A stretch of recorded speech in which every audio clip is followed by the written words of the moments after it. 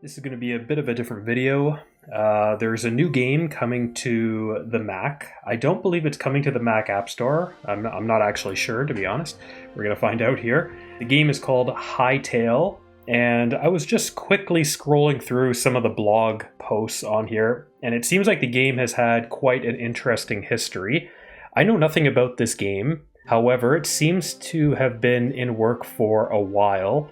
So just looking at the Hytale website, their blog posts go back to 2018, a sneak peek at Hytale's user interface. It sort of looks like Minecraft Dungeons, if you know what that is. It's kind of like a Diablo version of Minecraft, which I quite enjoyed. And we can see right here, I mean, this is, an action RPG style itemization here that we're seeing, so that's pretty exciting.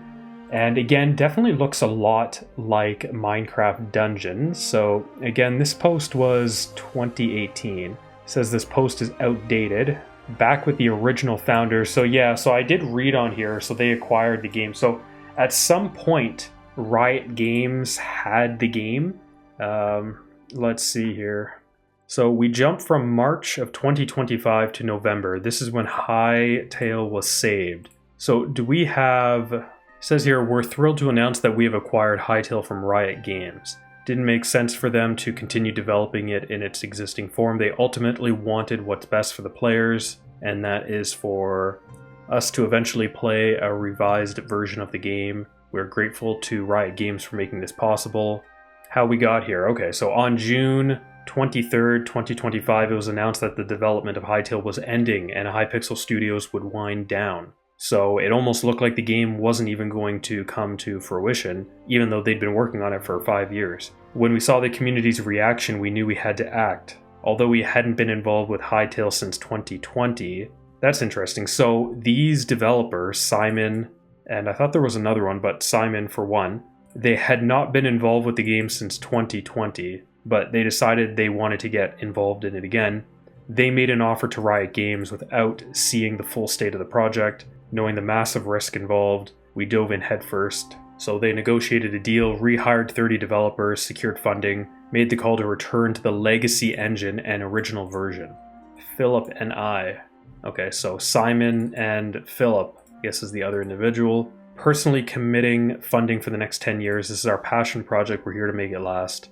They had 2 game engines that were in development. So the legacy engine, which is the one I guess they wanted to return to, and a cross-platform engine. That's interesting. That's been in development for approximately 3 years. This one is significantly behind in terms of gameplay. It would require extensive refactoring to be production ready. We've made the decision to abandon the cross-platform engine and return to the legacy engine. So they have over 100 NPCs, thousands of items and blocks, but many aren't properly configured yet. Expect unbalanced loot, rough edges. Oh, here are the names here. So Simon and Philip, or Felipe, they are the co-founders. And then Kevin, technical lead, and Patrick, management lead. And then they've hired 30 former developers who were previously working on the game. I mean, the developers here are being very honest, very sincere. They're going to release some gameplay footage and screenshots. They're unpolished, it's as is. They're being very forthcoming with all the information, what happened, how they reacquired the game, that they had to decide between 2 engines, that they've invested some of their own funding into this and their own effort and time. It's a passion project. I mean, this gets you excited for a game like this. Starting over with a 4-year-old build, a small dedicated team, a community that refused to give up, and a vision that's aligned with a new reality. Hytale lives, thank you. Okay, so which one? This is from November, so it wasn't even that long ago. Hytale is saved. Then they have a post about modding, also in November. I'm just going to skip past this. Creative mode. Oh, we have another dev team member here, creative mode engineer. And what is this? Is this how people can modify the game themselves?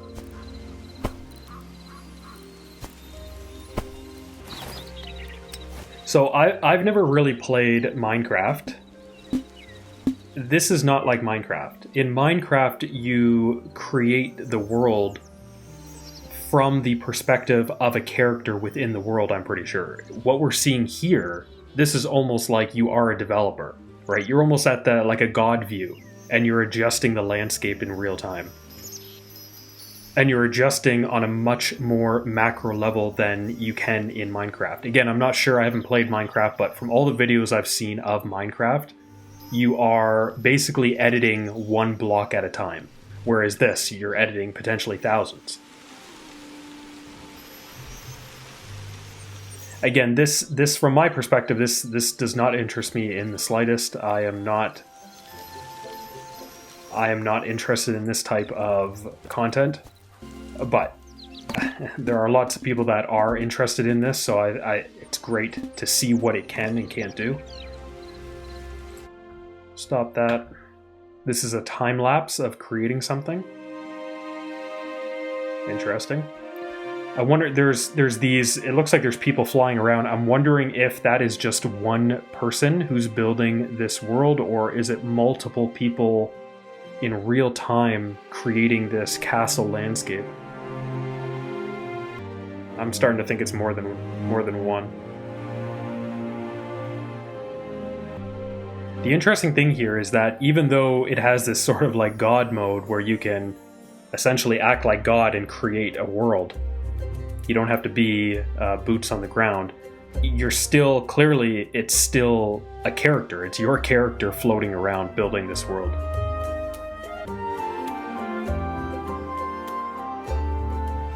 Cool. Next, so now we're in November still, sorry. This is talking about early access. So they are announcing early access. Hytale enters early access January 13th, which is coming up. Hardware requirements. So I'm curious if they are going to be talking about Mac here or no. Looks like they're only talking about Windows at the moment.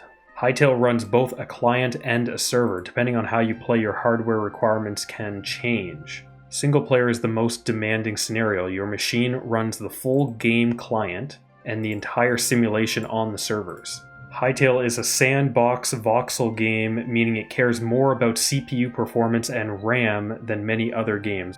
Very different than a typical game. Usually the GPU is paramount when it comes to gaming. As we can see with this one, it's a bit different. This here, saying that you need a lot of RAM. Well, we don't know. What did it say up top for memory? Again, we're looking at Windows here, I'm just curious. Okay, so they are recommending 16, but they do list 8 up here. Again, we're looking at this as Windows, not Mac. I was just curious what it listed. This doesn't bode well for saying that it requires CPU and RAM more than typical games. Doesn't bode well for Mac because a lot of like M1 and M2 and potentially M3, I can't recall, but a lot of those devices that just have the base M model, the default memory was probably 8 gig. It's possible that anyone with 8 gig might see some performance impacts. This was a question I had, not about Steam. I'm actually interested in the Mac App Store, but I'm assuming that's probably not going to happen. But will Hytale be on Steam? No, not initially. Mac and Linux, so when was this? So this was December 3rd, about a month ago. Mac and Linux are still to be determined. Interesting. Now I'm just going to quickly scroll over to this. So this is one of the devs here. I'm actually not sure which dev this is, but this individual here, dev/null, we're happy to announce that we are shipping Hytale with macOS support on the 13th. It's interesting that, when was this posted? This was posted today, just a month ago. They were saying that Mac and Linux are still to be determined. So between early December to early January, they have managed to get the game running on a Mac, which is great. We are planning for a console release at a later stage. So they are looking at a console. No mobile version. They are evaluating. Like, this is the kind of game that you would think would probably be available on mobile. So they're going to have different editions that you can buy. I believe there's 3 of them. This is an important question here. Is there a phishing system on release? Unfortunately, not yet. We're still working on an interesting design for it. So the last blog post that they made was December 22nd, an introduction to making models for Hytale. So that's the end of that. So they have not made a post on here yet that supports this. So going back to this post on Twitter or X or whatever you're calling it, happy to announce that we are shipping Hytale with macOS support on the 13th. Hytale will support any M series Macs with the minimum requirement. Very interesting that they were able to go from early December to early January, so within a month, from Mac is to be determined all the way to we're going to support Mac on the 13th on early release. And I'm wondering if they took advantage of Apple's game porting toolkit to make that so seamless for them. Presumably they did. So what are they saying here for minimum requirements? 1080p at 30 FPS, Apple M1, so basically from M1 up. And they are saying 8 gig of RAM, at least 10 gig of free space on an SSD. The recommendation though is if you want to get 60 FPS, M2, so that bodes well for me, and 16 gig of RAM, which is what I have, at least 20 gig of free space on an SSD. It says here, Riot was an absolute pleasure to work with, from people to leaders. They understood the power of empowering and giving folks agency. The issues were all internal to Hytale's leadership. The team that had the original vision and values had all left or been let go yesterday. Interesting. So a lot of the people who were building the game in the early days, it sounds like they were let go. Curious. I do want to take a look at some gameplay. Like, what does the game look like? What's this? This is from only a month ago.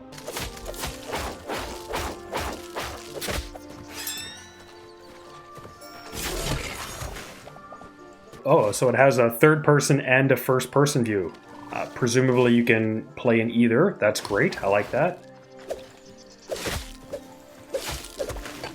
Again, the game reminds me a lot of something like Minecraft Dungeons, but instead of you having an isometric view, this one is like you're right there, right? You're right in the environment. It's much more interactive. You're basically living this character's life as opposed to having like a godlike view.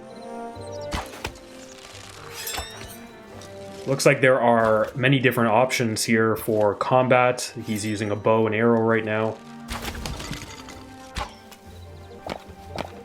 So this stuff here that you're seeing, like he's chopping down trees, he's collecting materials and such. Presumably this is potentially for a quest. Maybe you have to go and pick up some stuff to complete a quest. But more likely it's to build something in the game, build your own house or whatever it is you're going to be doing. You know, that's not something I'm personally interested in. I'm really hoping that it is... Look at this, it even has a whirlwind, just like the whirlwind barbarian in Diablo. I'm more interested in the actual story and the combat and the exploration. So I'm really hoping that the building and crafting system in the game is more of an optional thing. I do not want to have to be forced to do crafting. This is great, by the way. Like, I'm really, really liking the look of this. I wonder how the camera... It's interesting that they just switched to a first person. Like, they're constantly switching back and forth between first person and third person.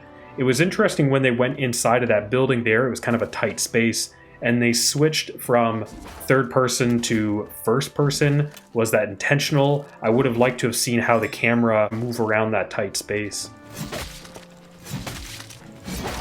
Even when you're in third person view, the camera doesn't move back too far. It is pretty tight to the character. Itemization. So let me see that again. So go back to that. So pause there. So we have the armor, the weapon, the shield, some of the character stats. We can see that he has 28 of 157 health at the moment. And then over on the right, we see pocket crafting. Again, see, that's the thing I'm a bit worried about. I'm not interested in crafting. I'm wondering if it's going to be a mandatory thing.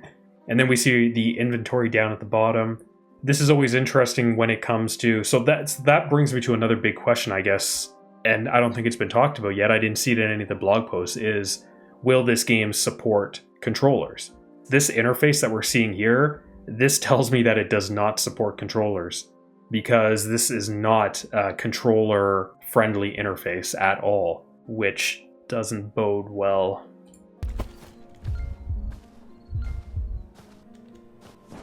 Oh, we got a knight. Looks like we're in like an ice world or something. That's interesting.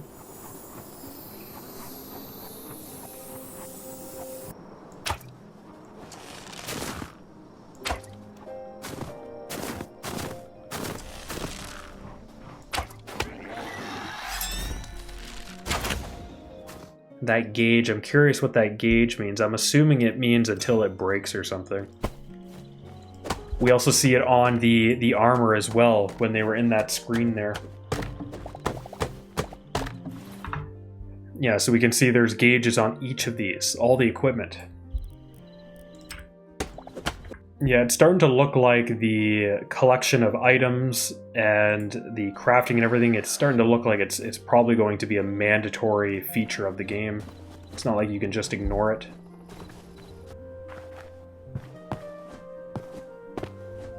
Man, it'd be pretty scary walking around these areas at night. You can't even see anything. Wait a second, does he have a gun? Oh, I wasn't expecting that.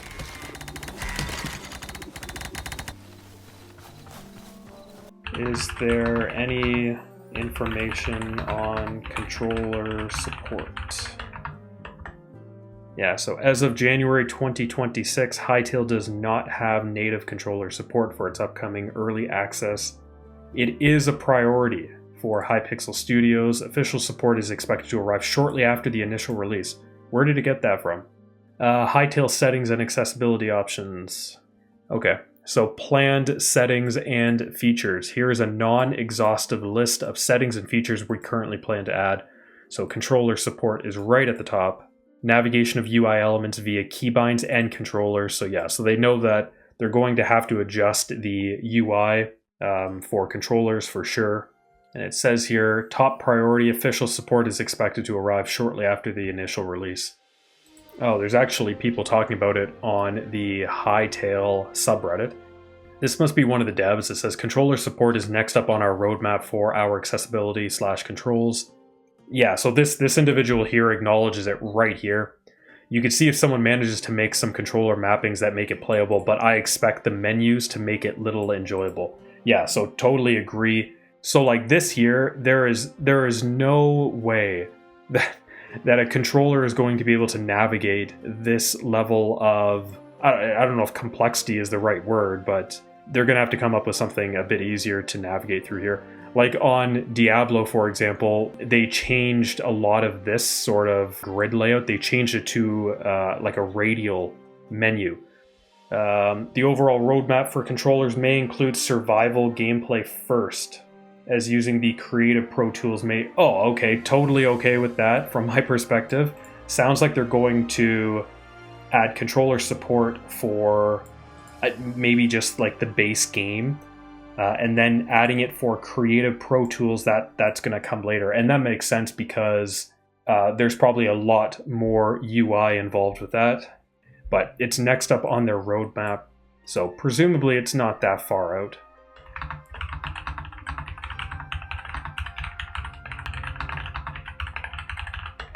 Yeah, so there we go. So feature a significant narrative component, though the full story experience is a post-launch priority. That's interesting. The game is designed to blend a sandbox world with the progression of a traditional action RPG. So here it says that the early access on January 13th, which is going to be available for the Mac, is going to have a limited narrative focus. They state that the full adventure mode and official story campaign will take a back seat at the very beginning of early access to ensure that the core sandbox systems are stable. For players strictly wanting a story-driven campaign, it may be better to wait for later updates as the developers shift focus from the raw survival launch toward a fully realized narrative experience. Interesting.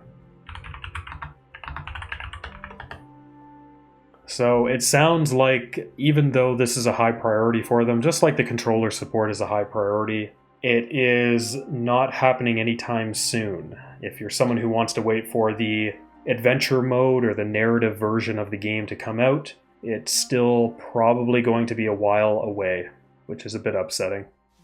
Okay, well, that's it. The game looks really interesting. I'm pretty excited for it, but frankly, I'm I'm not someone who likes to create and craft and build and all that kind of stuff. I like an adventure, I like action, so I may or may not pick this up when it comes out on January 13th. I may just keep an eye on it. I definitely need to have controller support for one, and I'm only interested in the adventure aspect of the game. But kudos to the development team. It sounds like this game has had a bit of a rocky history, but they are back on track here, and it seems like a lot of that is thanks to a very strong community. Anyways, that's it for this video. I'll see you in the next one. See you later.